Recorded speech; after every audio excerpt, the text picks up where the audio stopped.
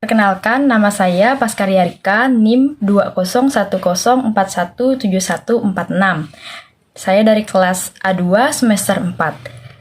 Saya akan menjawab pertanyaan diskusi mengenai strategi produk dan beberapa pertanyaan mengenai ketiga video yang telah saya lihat.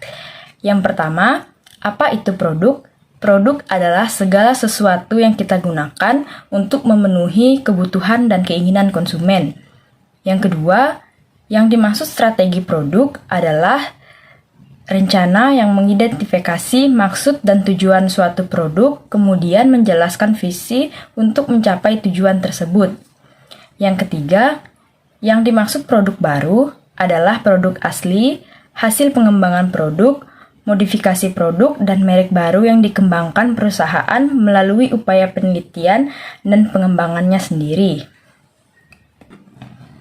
Dan yang keempat, yang dimaksud dari lini produk atau yang bisa dikenal sebagai produk line adalah sekelompok produk terkait yang dipasarkan dan dijual dengan merek tertentu dan ditawarkan oleh perusahaan tertentu.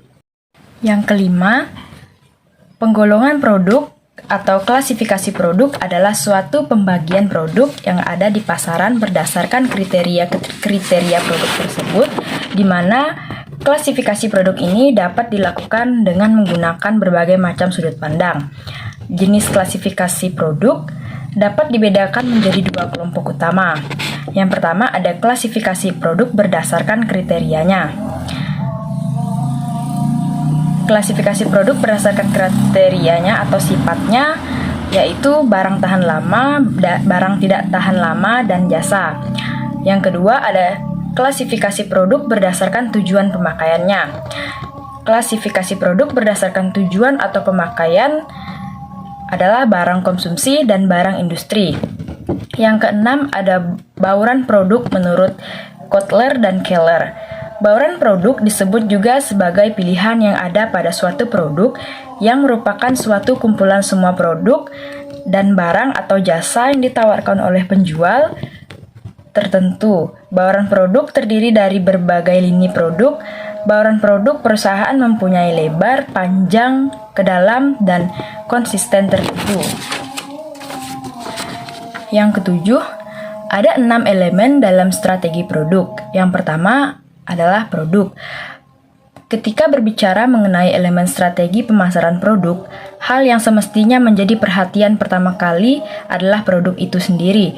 Sudah jelas bahwa Anda harus memiliki produk yang berkualitas dan mampu bersaing di pasar. Bahkan sebelum masuk ke tahap penyusunan strategi pemasaran produk, Anda harus memastikan bahwa produk tersebut dibuat dengan mempertimbangkan target konsumen dan menyesuaikan dengan kebutuhan mereka. Yang kedua ada konsumen. Selain produk, Anda juga harus fokus pada konsumen ataupun calon konsumen Anda. Kenali dan pahami siapa konsumen Anda, bagaimana karakteristik dan perilaku mereka, atau hal yang membuat Anda dapat mengenal mereka dengan baik. Yang ketiga, pesan. Pesan adalah tentang apa yang Anda sampaikan dan cara Anda berkomunikasi berupa banyak hal. Yang keempat ada tim pemasaran.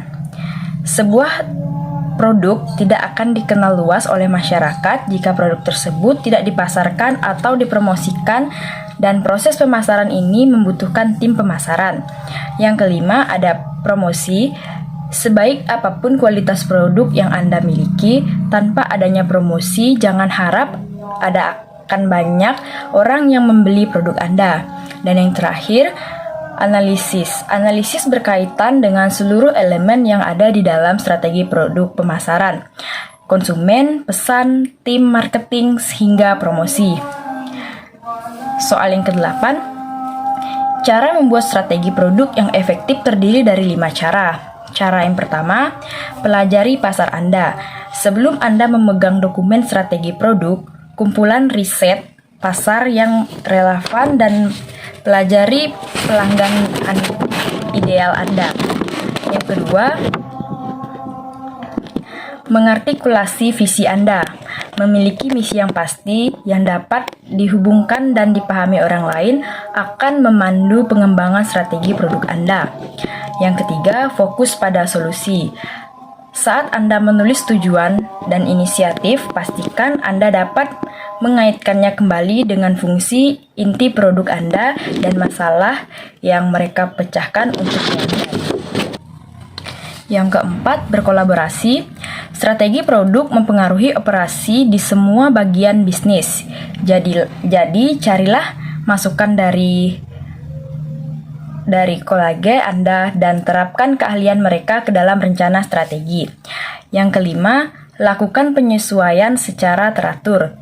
Jadwalkan waktu untuk merenungkan strategi produk secara teratur dan temukan cara untuk memasukkan umpan balik, fluktuasi pasar, informasi penjual, dan merek lain yang Anda gunakan untuk menilai keberhasilan produk. Soal yang kesembilan, mengapa kamu harus mempunyai strategi produk? Karena strategi produk adalah bagian paling penting dalam pemasaran, desain, atau peran terkait produksi. Terlepas dari posisi yang Anda pegang di sebuah perusahaan, Anda dapat menggunakan dokumen produk strategi untuk memandu pengambilan keputusan Anda dan memastikan bahwa Anda berorientasi pada tujuan dan produktif dengan waktu Anda. Yang ke-10, bentuk-bentuk strategi produk yang dapat digunakan perusahaan adalah yang pertama ada strategi pertumbuhan. Berarti secara konstan memperkenalkan fitur baru dari produk yang sudah ada. Seringkali perusahaan dituntut untuk memodifikasi atau menjadi lebih inovatif agar dapat terus kompetitif dan di industrinya. Yang kedua ada strategi diferensiasi produk. Strategi diferensiasi produk adalah salah satu strategi dalam bisnis yang paling efektif untuk umumnya. Melalui strategi bisnis jenis ini, perusahaan dapat mengenali secara strategis produk-produk pemeda produk pada jasa dari kompetitor. Yang ketiga, ada strategi harga. Strategi harga seringkali meliputi pemberlakuan harga produk yang lebih tinggi dibandingkan kompetitor, terutama ketika Anda di fase awal pengenalan produk. Yang keempat, ada strategi akuisisi. Para pembisnis yang memiliki modal yang cukup besar dapat memakai strategi bisnis akuisisi ini. Yang kelima, ada strategi konten. Di era digital yang semakin canggih ini, strategi konten merupakan strategi bisnis efektif yang wajib dikembangkan secara matang dan diimplementasikan dengan benar. Yang ke-11, membuat produk baru juga bisa menjadi strategi produk yang efektif bagi kesuksesan perusahaan, karena produk yang menciptakan pasar yang sama sekali baru, contohnya produk handphone, komputer saat pertama kali diperkenalkan. Produk baru yang memungkinkan perusahaan memperluas pasar yang dilayani dengan menawarkan manfaat yang berbeda. Yang ke-12, karena akan menentukan pula keberhasilan ataupun kegagalan dalam ranah bisnis.